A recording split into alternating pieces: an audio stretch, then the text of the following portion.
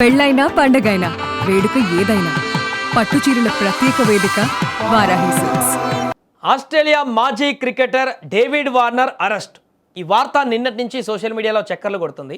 అసలు David Warner ఎందుకు arrest అయ్యాడు, అరెస్ట్ అయితే క్షణాల్లోనే బెయిల్ ఎందుకు వచ్చింది, అక్కడ జరిగినటువంటి విషయం ఏంటి, బయటకు వచ్చినటువంటి సమాచారం ఏంటి, అసలు ఏం జరిగింది, ఎందుకు పోలీసులు డేవిడ్ వార్నర్ని అదుపులోకి తీసుకున్నారు, దాని వెనుక ఏం జరిగింది అన్నటువంటి పూర్తి వివరాలు ఒకసారి మనం చూద్దాం.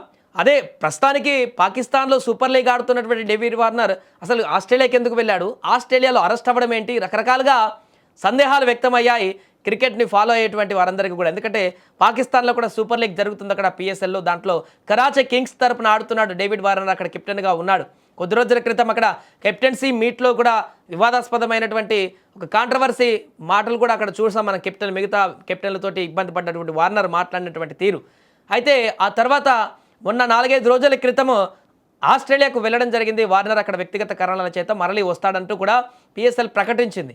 అయితే ఆస్ట్రేలియాకు వెళ్ళిన తర్వాత డేవిడ్ వార్నర్ అక్కడ మద్యం తాగి వాహనం నడిపినట్టుగా తెలుస్తుంది. దీంతో మంగళవారం రోజు సిడ్నీలో డేవిడ్ వార్నర్ని పోలీసులు అదుపులోకి తీసుకున్నారు. 39 ఏళ్ల ఈ విధ్వంసకర ఓపెనర్ను మారుబ్రాలో యాదృచ్ఛికంగా బ్రీత్ టెస్ట్ సందర్భంగా పోలీసులు అక్కడ ఆపారు.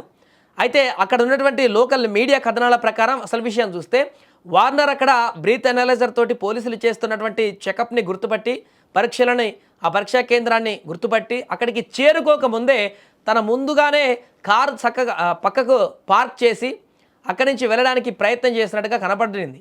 అయితే న్యూ సౌత్ వేల్స్ పోలీసు అధికారులు అతని వాహనం వద్దకు వెళ్ళి బ్రీత్ టెస్ట్ చేయగా అతను అనుమతించదగినటువంటి పరిమితికి మించి అక్కడ మద్యం సేవించినట్టుగా పోలీసులు గుర్తించారు. దీంతో వెంటనే ఆ తర్వాత వార్నర్ను పోలీసులు అదుపులోకి తీసుకున్నారు. మారుబ్రా పోలీస్ స్టేషన్కు తీసుకువెళ్లారు.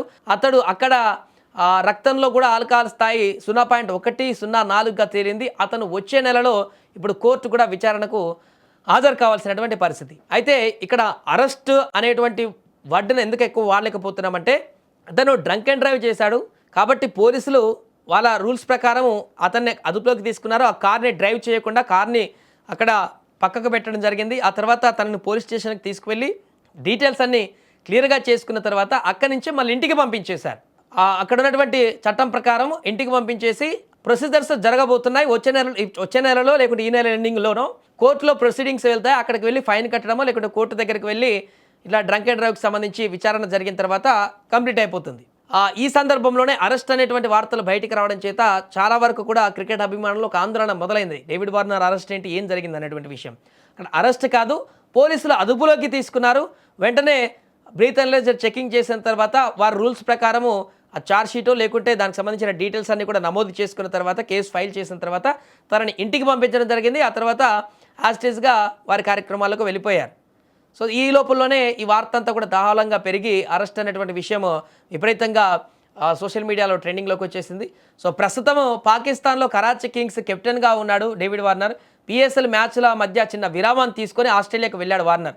ఆ జట్టు ప్రస్తుతము వరుసగా 3 విజయాలతో పాయింట్ల పట్టికలో 2వ స్థానంలో ఉంది. పాకిస్తాన్లో జరుగుతున్నటువంటి పిఎస్ఎల్లో ఏప్రిల్ 9న కరాచీలోని నేషనల్ స్టేడియం పెషావర్ జల్మీతో జరిగేటువంటి తదుపరి మ్యాచ్లో ముందు వార్నర్ జట్టుకు తిరిగి చేరుతాడంటూ కూడా భావిస్తున్నారు. అంటే ఇప్పుడు 9వ తారీఖులోపు మళ్ళీ పాకిస్తాన్కి వెళ్ళి అక్కడ మ్యాచ్లోకి కంటిన్యూ అయ్యేటువంటి అవకాశం ఉంది. వార్నర్ 2024లో అంతర్జాతీయ క్రికెట్కి రిటైర్మెంట్ అయ్యాడు. కానీ ప్రముఖ బిగ్ బాస్ లీగ్తో సహా ఫ్రాంచైజీ లీగ్స్ అన్ని కూడా ఆడుతున్నాడు. మొన్నటి 2 సంవత్సరాల క్రితం వరకు కూడా ఐపీఎల్లో కూడా ఆడాడు. అతను సిడ్నీ థండర్ తరపున ఒక విజయవంతమైనటువంటి సీజన్ కూడా ఆస్వాదించాడు. మరియు టోర్నమెంట్ యొక్క అధికారిక జట్టుకు కెప్టెన్గా కూడా ఎంపికయ్యాడు. అతను ఆ సీజన్లో 8 మ్యాచ్ల్లో 433 పరుగులతో అత్యధిక పరుగులు చేసిన ఆటగాడిగా కూడా నిలిచాడు. కానీ అతని జట్టు కేవలం 2 గేమ్లలో మాత్రమే గెలిచి పాయింట్ల పట్టికలో చివరి స్థానంలో నిలిచింది. ఏదేమైనా కూడా ఇప్పుడు డేవిడ్ వార్నర్ అరెస్టు అదుపులోకి తీసుకున్నారు. రకరకాల వార్తలు రావడం అయితే అతని అభిమానులకి, ముఖ్యంగా క్రికెట్ అభిమానులకు కూడా కొంత మింగుడు పడలేదు ఏం జరిగింది అనేటువంటి విషయానికి సంబంధించి. బట్ ఏం లేదు, అక్కడ డ్రంక్ అండ్ డ్రైవ్కి సంబంధించినటువంటి టెస్టులు తన అదుపులోకి తీసుకుని వెంటనే పంపించేసి ఆ ప్రొసీడింగ్స్ అక్కడ జరిగేటువంటి చట్టం ప్రకారం ప్రొసీడింగ్స్ అన్నిటికీ మూవ్ అవుతున్నాయి. మరలా ఇప్పుడు పాకిస్తాన్లో జరిగేటువంటి పిఎస్ఎల్కి వచ్చి 9వ తారీఖు నుంచి తన గేమ్ను తను ఆడేటువంటి అవకాశం ఉంది. నెక్స్ట్ మంత్ ఎప్పుడో కోర్టు ప్రొసీడింగ్స్ ఉన్న రోజు మరలా అప్పటి వరకు పిఎస్ఎల్ అయిపోతే అక్కడికి వెళ్ళి తన కోర్టు ప్రొసీడింగ్స్ కంప్లీట్ చేసుకొని వచ్చేటువంటి అవకాశం అయితే ఉంటుంది.